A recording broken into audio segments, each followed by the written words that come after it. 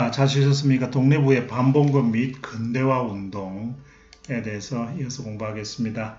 자, 쭉 한번 볼까요? 자, 첫 번째, 우리 반봉급 운동. 아까 반침략 운동은 우리가 어쨌든 민족의 침략 앞에서, 일제의 침략 앞에서 그냥 일본 사람들이 쳐들어와서 반대한 것이 아니라, 그들이 우리의 삶을 구체적으로 침탈하고 상권을 뺏어가고 또 그 다음에 차별하고 멸시하고 이런 것들이 모여서 반침략 정신을 만들었다는 거예요. 그런데 반침략 정신을 만들었다 해서 일본과 조선인 관계는 제가 보기에는 그다지 늘 긴장 관계고 대립적 관계 이렇게 보면은 역사를 잘못 보는 거예요.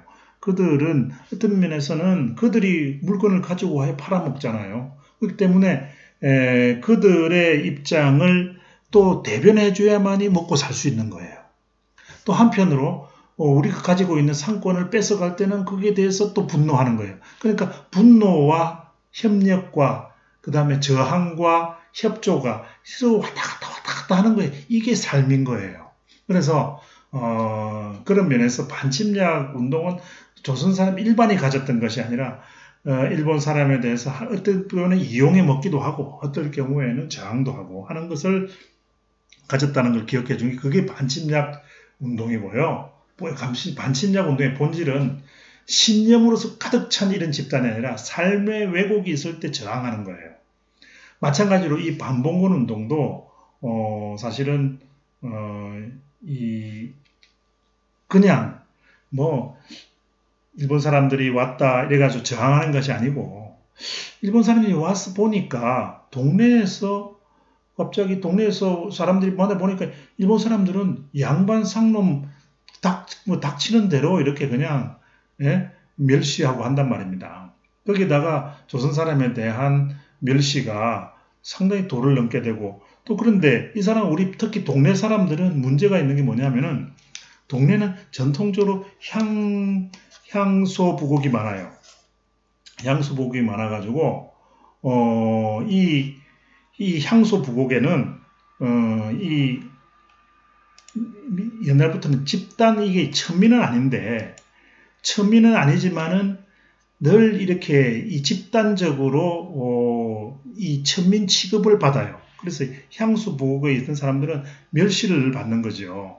그렇기 때문에 안 그래도 조선 중앙에 있는 사람들 양반들한테 멸시받는데 일본 사람한테 다시 멸시를 받으니 얼마나 성질이 났겠어요.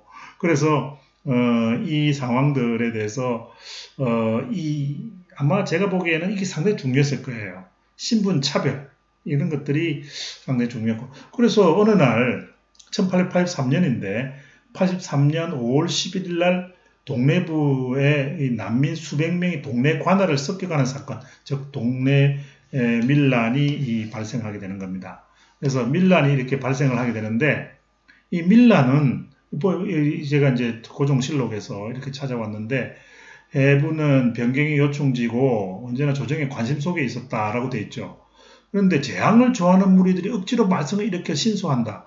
뭘 신소한다는 건 고발한다는 건데 뭔가를 고발해가지고 반란이 일어났다는 걸 이야기를 하고 있어요.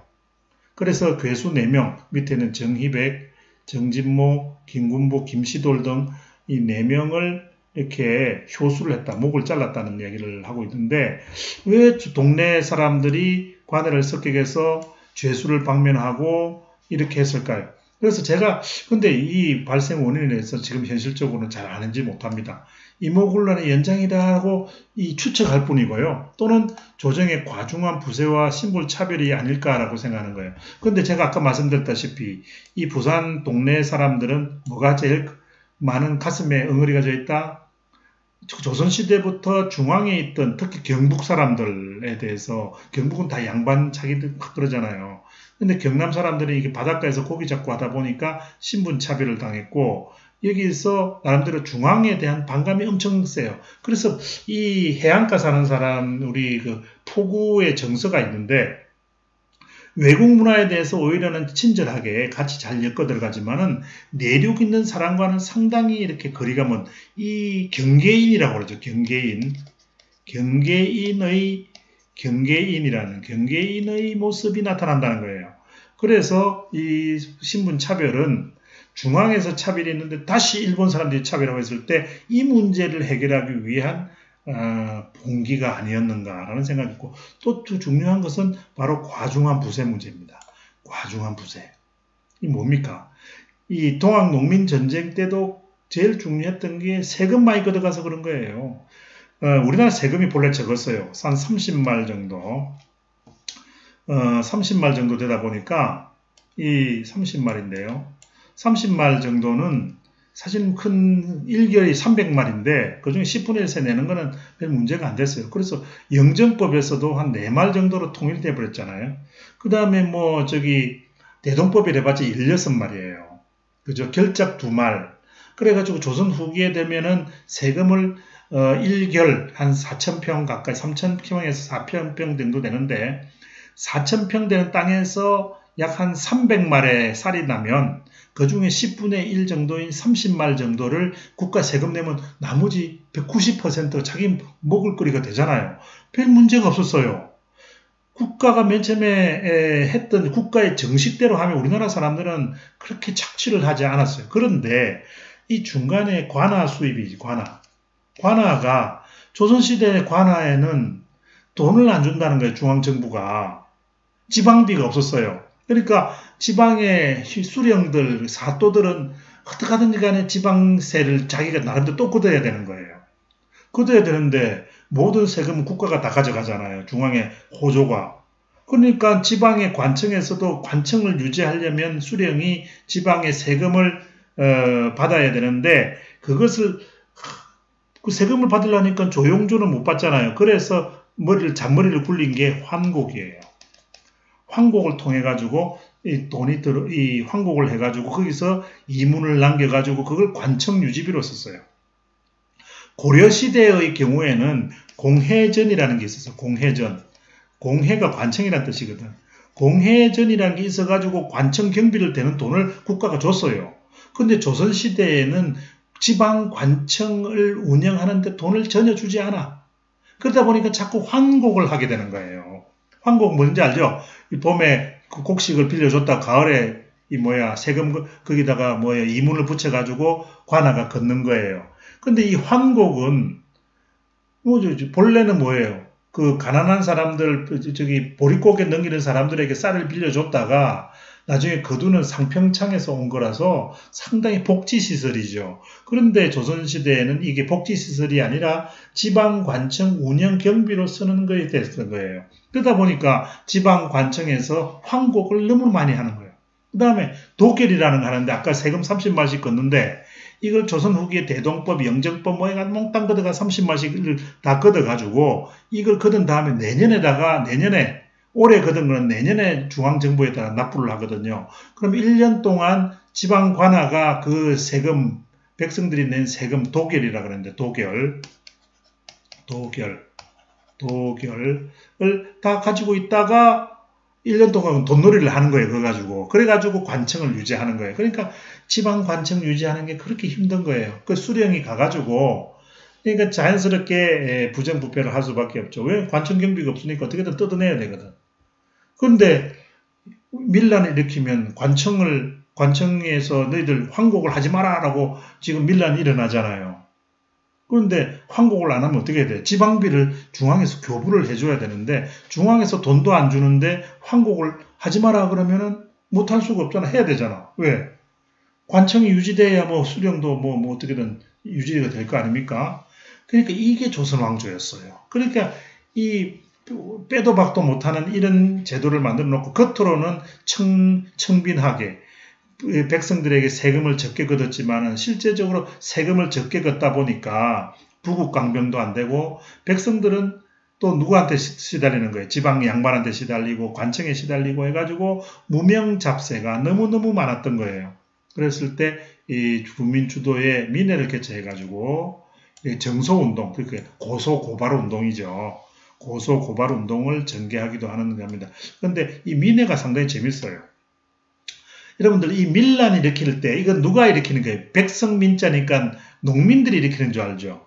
천만의 말씀이에요. 이거 밀란의 주모자는 제가 이 조사를 더 해볼 건데 아직은 지금 자세히 안 나왔습니다만은 밀란의 주모자들은 대체로 제지사족들이에요. 제지사족, 이 제지사족이라는 말이 지방 양반들이에요. 지방 양반들. 제지사족들이 지방 양반들인데, 자, 다시 써드릴게요.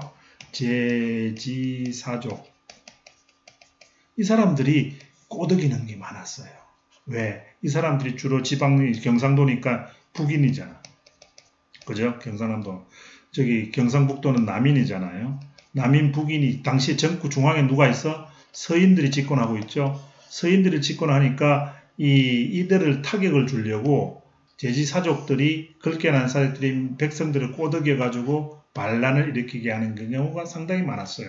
그러니까 이 동네 밀란은 앞으로 연구를 많이 해봐야 됩니다. 이게 그냥 반란이라고 보는 게 아니라 이게 이 메커니즘인 거예요. 그래서 이런 것들을 여러분들이 관심을 가지고 봐주길 바랍니다. 자,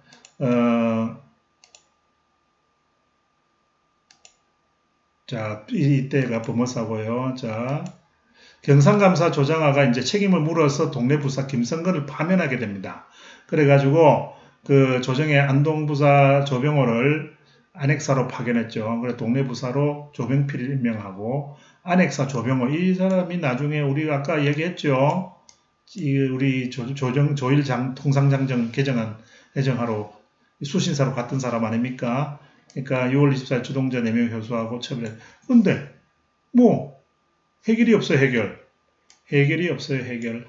이게 바로 해결이 없다는 점에서 동네 밀란은 조선왕조가 결국은 이때 어떻게 해야 돼요?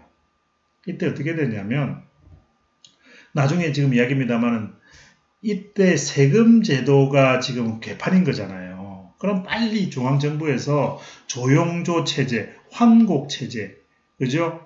삼정의 문란이라는 게 근본적으로 해결하려면 어떻게 돼요? 토지조사 사업을 해가지고 지세를 정확하게 매기는 사업을 가야 되는 거예요.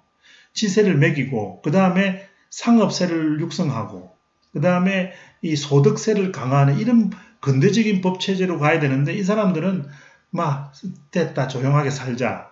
예? 떠들어봤자 별 바뀌는 거 세상 바뀌는 거 없다. 이런 식으로 외면을 했던 거예요. 결국은 동네 밀란이 일어났고 황곡의 문제, 모든 이 무명 잡세의 문제, 이런 아까 말씀드렸던 그 지방 제도를 유지하기 위해 졸집했던 그게 다 부정부패했던 거예요.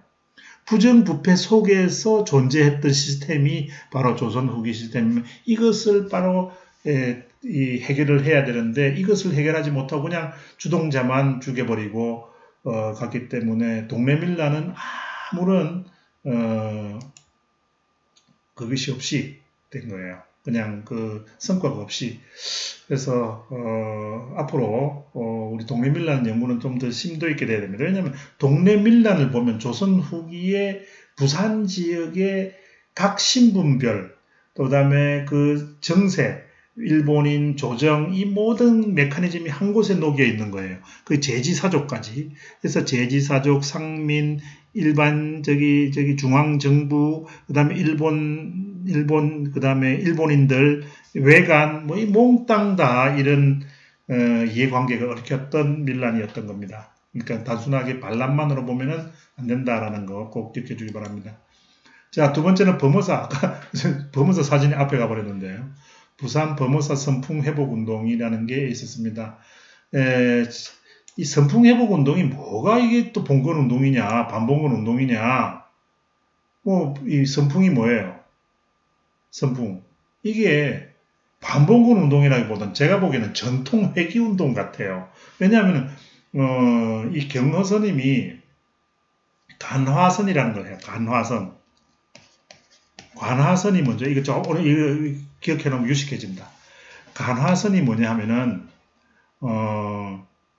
여러분들, 화두 알죠? 화두. 그러니까 뭘 하나 던지는 거예요. 물고기, 이렇게 던지는 거예요. 물고기. 그러면 이 물고기 하나를 가지고 이 참선을 하는 거예요. 물고기, 이렇게 참선을 하는 거예요. 눈 좀 반쯤 뜨고. 이렇게 참선을 하면서 물고기의 선문답을 할 거 아닙니까? 물고기가 하늘을 날아간다. 뭐 이러는 거예요. 그러면서 일단은 그런 저도 깊이 없습니다만은 이런 간화선이라는 것을 매개로 해서 우리의 전통적인 선풍, 참선하는 풍을 제대로 해서 자꾸 일본 사람들이 들어와 가지고 이제 사치품이 늘어나고 하는 게 그죠? 이 스님들이 일본 사람들이 하는 게 보기가 좋고 옷감도 좋고 다 좋거든. 또 스님들이 조선시대에 얼마나 차별받았어요. 한성에는 들어가지 못했어요. 스님 머리 깎고는 한양 땅을 밟아보지를 못했어요. 그러니까 얼마나 차별받던 사람들인데 일본 사람들이 딱 오니까 야 이게 참 일본 참 불교가 참 괜찮다. 그래가지고 너나 없이 일본식의 대처, 중도 결혼하자 뭐 이런 식으로 가는 거예요. 하다못해 한용운 선생도 중도 결혼하자 이런 스님도 결혼해야 된다 이런 거 주장했던 것은 이 조선 불교 유신론 아닙니까? 이 한용운 선생이 제가 지금은 좀 독립운동가고 훌륭하신 분이지만 본래는 이 친일파 아닙니까? 일본의 조동종 이 유학 가가지고 일본 사람들이 하는 불교를 가만히 보니까 이게 지금 조선 불교는 엉터리거든. 그러니까 이 우리나라 와가지고 이 조선 불교 유신론이라는 글을 써요.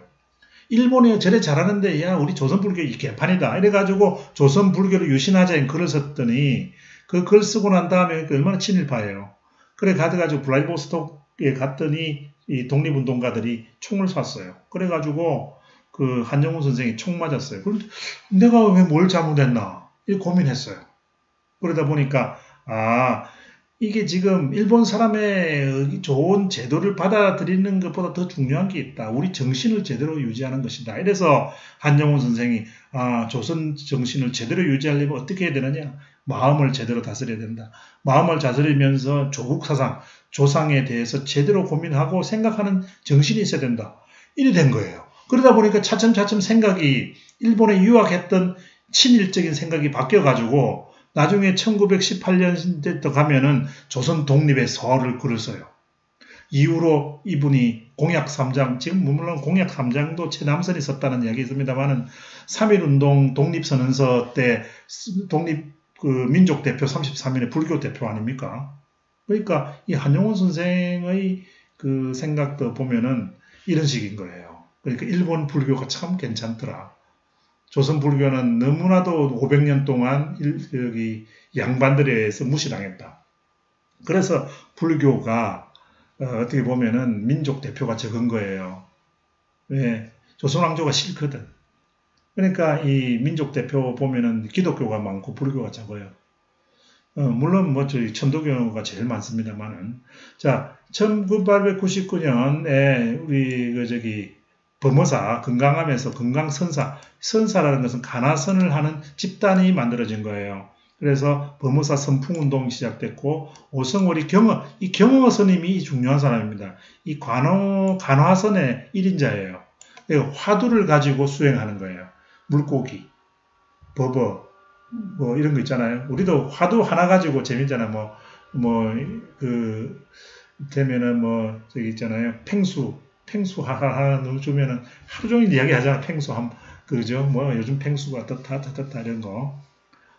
그 다음에 코로나 이렇게 이야기하면 코로나 하면 그거 하나 가지고 밤새도록 이야기하는 거. 이런 것들이 화두 수행이라 그래요. 화두를 가지고 간화선을 하는 건데 이런 방식의 선풍을 하자 이런 겁니다. 그래서 1900 안양암, 계명암, 내원암, 은효암, 안심암 그래가지고 금호선사 개설까지 범어사는 선산 대본찰 그래서 선찰 대본산의 위상을 가지고 1911년에 그 사찰령이 공포되잖아요. 1900 사찰령이 공포되면서 이 본산 제도가 만들어지잖아요. 본산 30본산인가요? 33본산인가요? 30본산을 만들면서 선찰의 대본산으로 범어사가 지정이 된 이유도 바로 이러한 노력 때문입니다. 일본 뭐예요? 일본 사찰령에 맞춰서 네? 선찰 대본살이 된 건데 이걸 반침략 운동은 아닌 것 같고 그죠? 선풍 운동이니까 전통 복고 운동이 좀 가까운 것 같아요. 그런데 우리 부산에서는 이런 운동을 반봉건 운동이라고 한다. 왜 그랬을까 하면은 반봉건 운동도 반침략 운동 비슷한 거다 이렇게 생각하고 그러는 것 같아요. 엄밀한 의미에서 보면 전통 복귀 운동이에요. 전통 복귀 운동 꼭 기억해야 됩니다. 그러니까 선풍운동이 민족운동, 반복운동, 반침략운동을 가진 이유는 뭔가 여러분들이 한번 고민해 주기 바랍니다. 저는 제가 보기에는 이 운동은 반복군 운동이라기보다는 무슨 운동? 전통 복귀 운동으로 봐야 되지 않느냐. 반침략 운동도 아니고 반복군 운동도 아닌 것 같다. 그렇지만은 부산의 지금까지 연구자들은 대체로 부산 범어사 선풍운동을 반복군 운동으로 보고 있습니다. 이 점 꼭 기억해 주기 바랍니다. 자, 글을 어디서 보느냐 하면은 이 조월규 선생이 이런 말을 썼어요. 경허, 이 사람이 조선 선풍운동의 아주 대가인데요.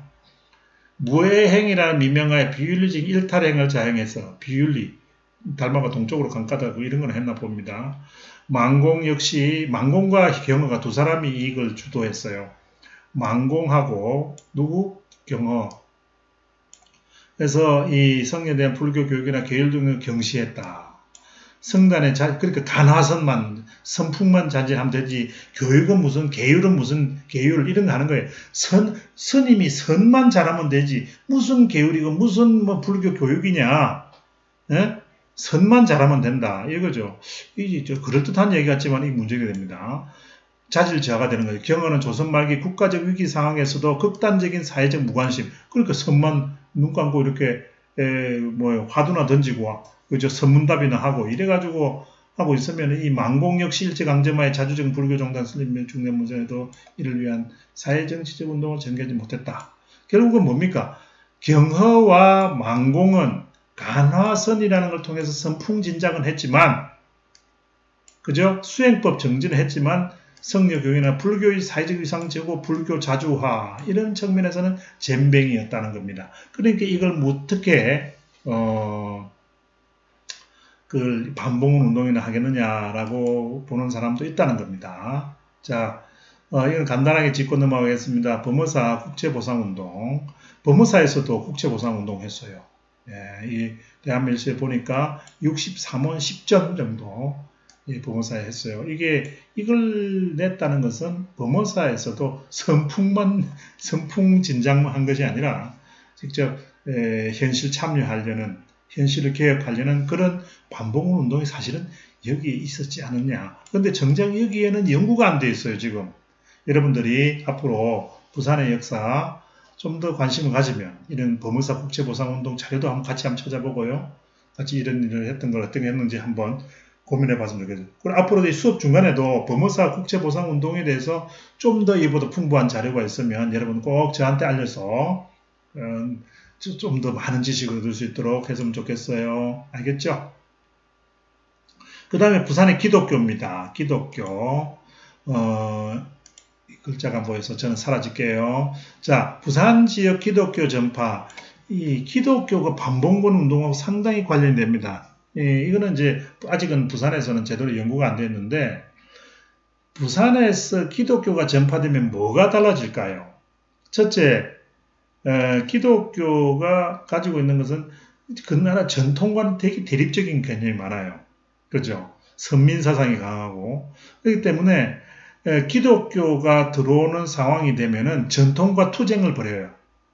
전통과 투쟁을 벌이면서 일정하게 전통과의 투쟁에서 근대적인 의식체계를 전달하는데 도움을 줄 뿐만 아니라 특히 선교사들이 조선에 와가지고 조선의 전통적인 악법을 많이 고쳐나갑니다. 그렇기 때문에 대표적인 게 술 마시지 마라 뭐 이런 거는 가장 기본이고요. 그 다음에 특히 학교를 짓는 거. 조선 사람들은 상상을 할 수 없었어요. 조선 사람들이 1898년에 북촌 부인들이, 북촌 알죠? 서울에 북촌이 있는데 북촌 부인들이 다 그 한가닥 하는 관료들의 부인들이거든요. 그런데 이 부인들이 여성들에 대해 여성들 학교를 세워달라는 상소를 해요. 조선 왕조 최초로 여자들이 모여가지고 상소를 올린 게 그때 처음입니다. 북촌 부인의 상소. 그래가지고 만든 게 예학교를 만들어 달라고 그렇게 탄원을 했지만은 1898년에 탄원해가지고 10년이 지난 1907년에 경기여고, 지금의 경기여고죠. 경기여자고등학교, 그 이전에 한성여학교죠. 한성여학교가 지금의 서울의 현대그룹 본사, 북촌에 안국동 가면 현대그룹의 본사가 건물이 있어요. 그게 경운궁인데 그 자리가 그 경기여고 자리입니다. 그게 한성여학교 자리예요. 그래서 한성여학교를 만드는 건 나중이고, 그런데 이 선교사들은 20세기가 들어와야 우리 조선에서 이 여학교를 만드는데, 이미 부산에서도 1895년에 일신여학교를 호주 장로교 선교부가 만듭니다. 그래서 본래는 부산에는 미국의 남장로, 그 다음에 미국의 북장로, 그 다음에 호주 장로교, 이래가지고 장로교 세 파가 부산에서 특히 이제 영도 지역은 영도 지역하고 영주동, 초량 일부까지는 미국 북장로교 선교부가 이렇게 장악을 했고요. 그 다음에 부산진 일대는 호주 장로교가 이렇게 장악을 했어요. 부산진. 그러니까 범일동 교회 이쪽에 있는 다 이거는 호주 장로교회. 그런데 나중엔 다 이게 부산 지역, 경상남도 지역은 대부분 다 호주 장로교 선교구로 합의를 맡게 됩니다. 1908년인가 그래요.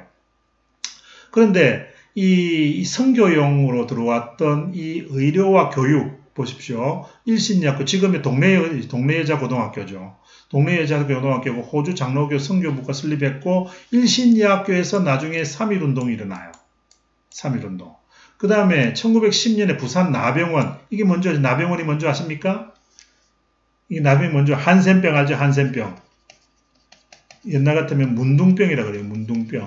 문둥병을 옛날에는 우리 조선 사람들은 문둥이를 보기를 정말 짐승으로 봤다고.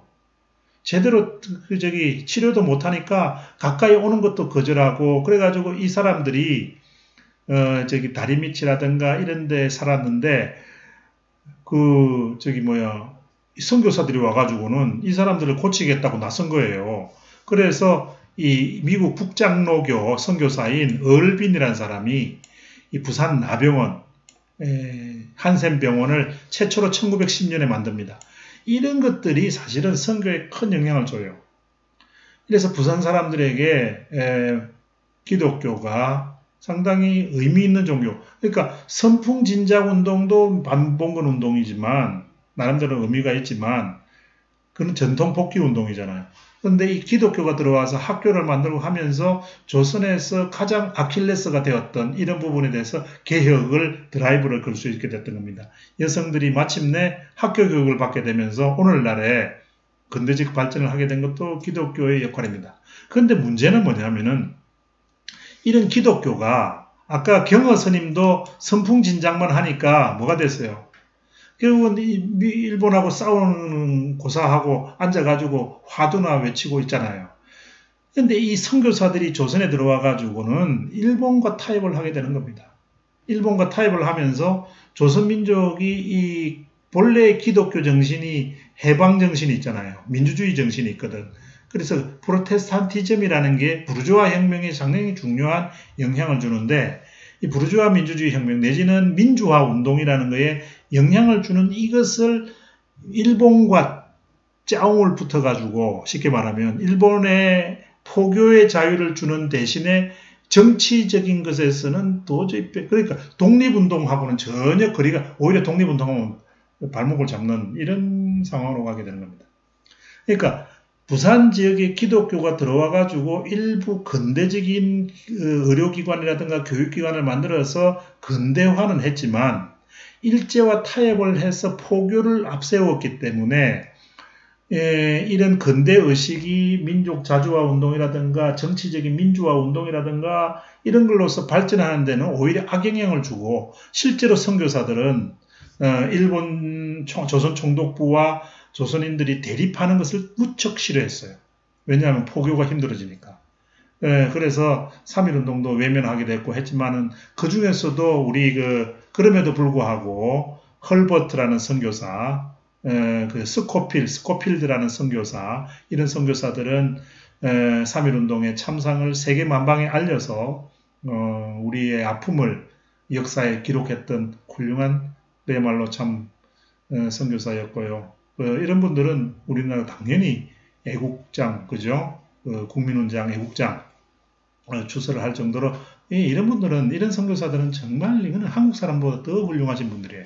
그러나 대부분의 선교사들은 일본과 정교 분리 원칙에 따라서 근대 의식은 심어줘서나 근대 민주주의 혁명 의식은 만드는 데까지는 나가지 못했다는 점을 꼭 기억해 주시길 바랍니다.